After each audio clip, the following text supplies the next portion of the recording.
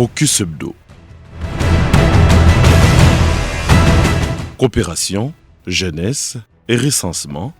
Du 10 au 16 août 2026, l'action du ministre d'État, ministre du Plan et de la Coordination de l'aide au développement Guillet Niembo, s'est inscrite dans une même perspective, préparer l'avenir de la nation en mobilisant dès aujourd'hui les leviers de sa transformation.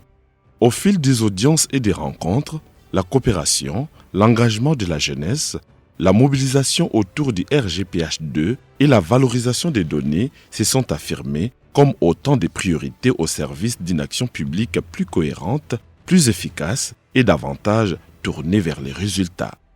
La semaine s'est ouverte le lundi du août par un échange avec Setchem Jérômine Mombo, nouvelle représentante pays d'ONU Femmes en République démocratique du Congo. Les discussions ont permis de passer en revue les principaux axes de collaboration et d'identifier les initiatives susceptibles d'accompagner les priorités du gouvernement. Une attention particulière a été accordée à l'implication de la société civile, des organisations féminines et des autorités traditionnelles dont la contribution demeure essentielle à la dynamique de développement. Au cœur de cet échange, une conviction partagée, la complémentarité des acteurs et la convergence des données constituent des conditions indispensables à l'atteinte des objectifs nationaux. Le ministre d'État, son Excellence ministre du Plan et de la Coordination de l'aide au développement, est vraiment porté sur les questions de droits de femmes et d'égalité entre hommes et femmes. D'abord, il a insisté sur la représentation des femmes au niveau des équipes qui vont déployer les différentes activités sur le deuxième recensement général de la population et de l'habitat.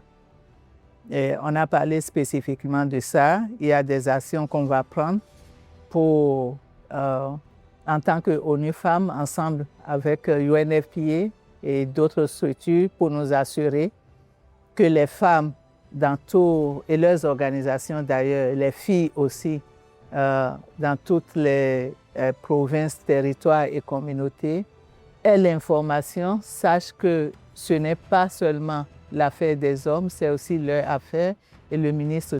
Le mercredi 12 août, la jeunesse s'est imposée au cœur de la réflexion sur l'avenir de la République démocratique du Congo. À l'occasion de la Journée internationale de la jeunesse, le Réseau national des femmes et hommes pour la transformation de la RDC a réuni à Kinshasa plusieurs acteurs autour du thème « Génération du centenaire, 34 ans pour bâtir la RDC de 2060 ». À l'ouverture de cette rencontre, Guillet Niembo a invité les jeunes Congolais à dépasser les urgences du présent pour prendre pleinement la mesure de la responsabilité historique qui leur incombe. Le Congo de 2060 se prépare dès aujourd'hui. Cette ambition repose sur l'éducation, la formation, l'entrepreneuriat, l'innovation, l'excellence et surtout l'intégrité. Dans cette perspective, la jeunesse ne saurait être réduite à son poids démographique. Elle constitue un capital stratégique appelé à convertir les immenses potentialités du pays au progrès durable. Pour le gouvernement de la République, la jeunesse n'est pas simplement une catégorie de la population à accompagner. Elle constitue un capital stratégique pour la transformation du pays. C'est pourquoi nous devons continuer à investir dans le capital humain, l'éducation, la formation, l'emploi, l'entrepreneuriat, l'innovation et la création des conditions permettant à chaque jeune Congolaise et à chaque jeune Congolais de participer pleinement au développement national.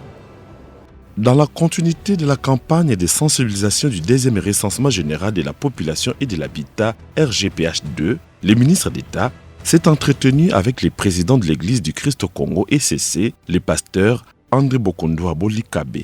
Il a sollicité l'accompagnement de cette confession religieuse afin de relayer auprès de ses nombreux fidèles les enjeux de cette opération nationale attendue depuis 42 ans. Nous sommes dans notre poursuite de la grande mobilisation et la sensibilisation du processus de recensement.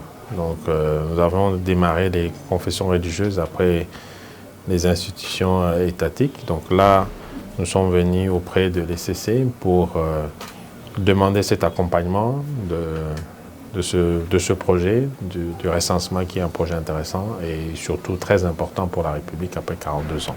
Réceptif à cette démarche, le président de l'ECC a réaffirmé la disponibilité de son Église à accompagner les processus et à valoriser son appropriation par ses fidèles. Et l'Église est prête à accompagner les ministres et les pays dans ces processus. L'Église est partout au Congo. Et donc, et ses membres, ce sont des Congolais aussi. Et donc, nous sommes prêts à accompagner les pays dans ces processus.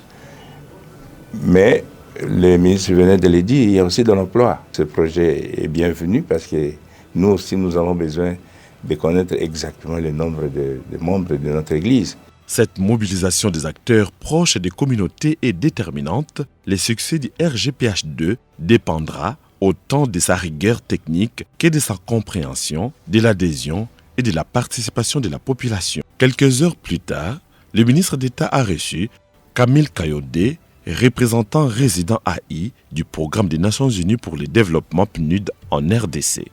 Les échanges ont porté sur les moyens de consolider les partenariats avec le ministère du Plan et de mieux aligner avec l'appui du PNUD sur les priorités nationales.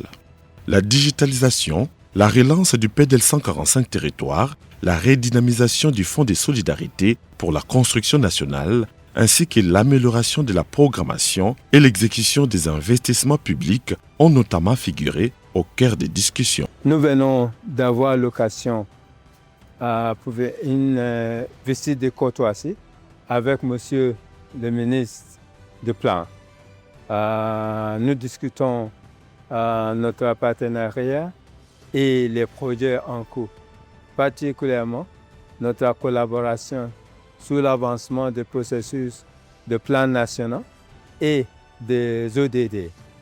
Et particulièrement, comme vous le savez, les programmes clés, PDL, Programme de développement local, 145 territoires, découlé directement sur la vision de Monsieur le Président, son Excellence, chef de l'État, pour transformer les paysages du développement dans le pays et puis assurer que le bénéfice du développement se partage par tous les territoires avec un bref délai. Une orientation claire s'en dégage, inscrire davantage la coopération dans une logique de performance afin que les ressources mobilisées produisent des résultats visibles et des effets concrets dans la vie des populations. Le jeudi 13 août, les principales parties prenantes au RGPH2 se sont réunies autour du ministre d'État pour faire les points sur l'état d'avancement de cette opération historique. Cette séance de travail a permis d'évaluer les progrès accomplis, de préciser les prochaines étapes et de maintenir la mobilisation de l'ensemble des acteurs engagés dans la réussite du processus. Dans le même élan, Guylaine Yembo a poursuivi les dialogues engagés avec les confessions religieuses en rencontrant Cheikh Abdallah Mangala Louaba, représentant les gars de la confession islamique en RDC. L'objectif demeure constant, faire du recensement une démarche comprise, acceptée et portée par l'ensemble de la nation. Une semaine, un même cap. Coopération internationale, jeunesse, recensement, investissement public et mobilisation communautaire. Au-delà de leur diversité, toutes ces activités participent à une même démarche, connaître la nation pour mieux la planifier. Mobiliser ses ressources pour mieux la transformer, préparer sa jeunesse pour mieux construire son avenir. Du RGPH2 à la génération du centenaire, une même exigence se dessine, n'est pas se limiter à imaginer les Congo de demain, mais commencer dès aujourd'hui à poser des fondations de ce qui devra devenir. Tous engagés, tous mobilisés pour planifier, pour moderniser et pour transformer des vies.